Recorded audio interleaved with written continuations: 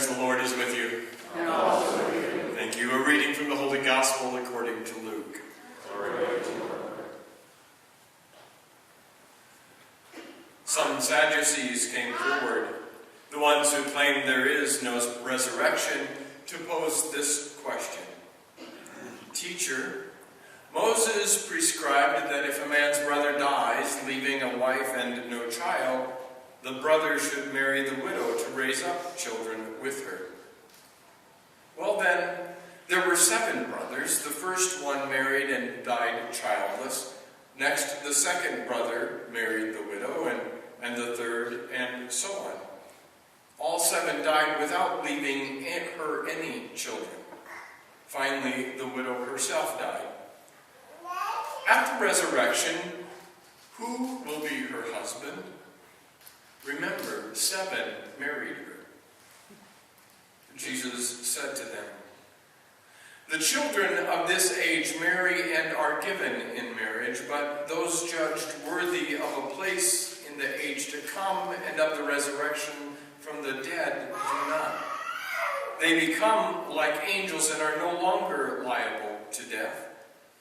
Children of the resurrection, they are children of God. Moses, in the passage about the bush, showed that the dead rise again when he called God, the God of Abraham and Sarah, and of Isaac and Rebekah, and the God of Jacob and Leah and Rachel. God is not the God of the dead, but of the living, for all are alive to God. My friends, the gospel of the Lord. Praise to you, Lord Jesus Christ.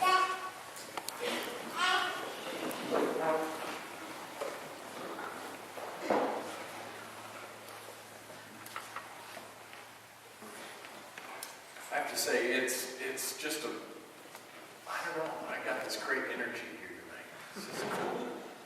It's just cool.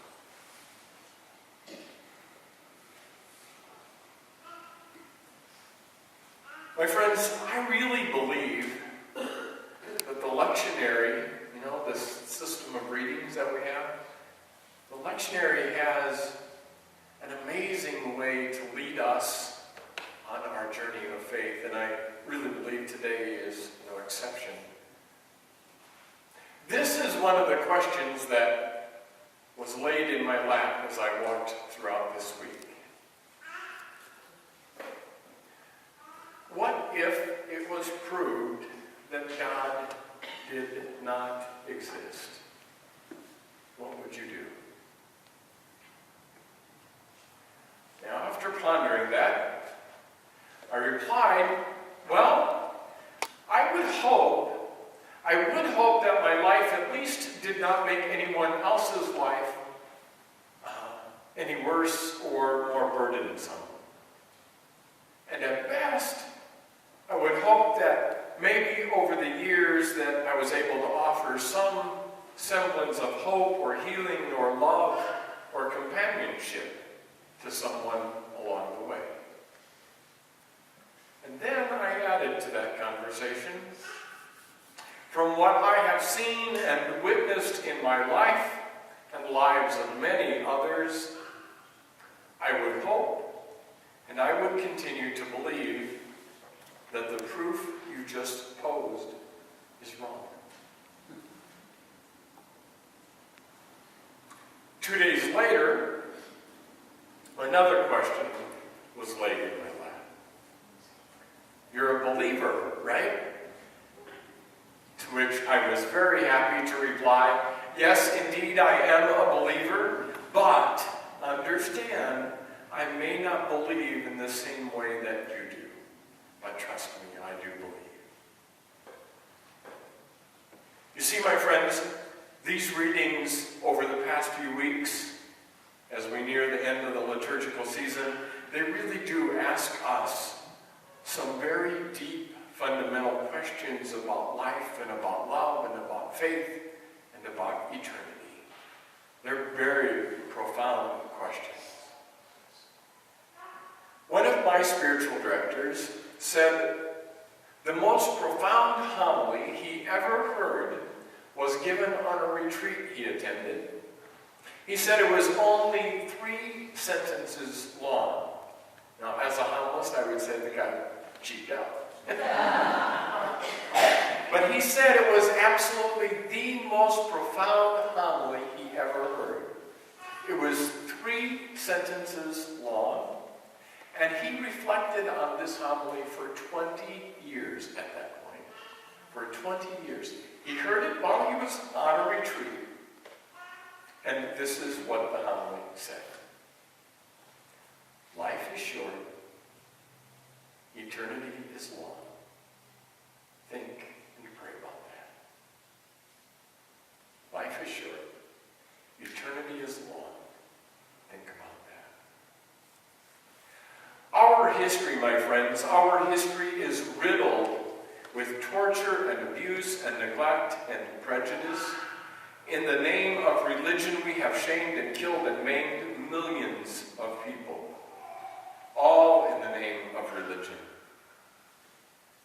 And that religion has taught us how you and I ought to believe about God.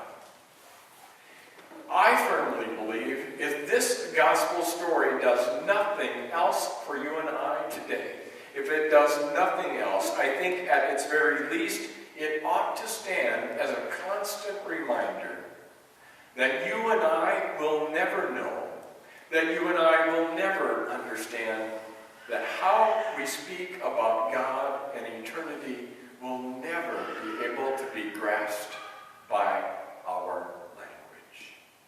We cannot grasp the mystery with our language. These are amazing readings. They are simply awesome thoughts about what eternity might look like. I don't know. I haven't been there.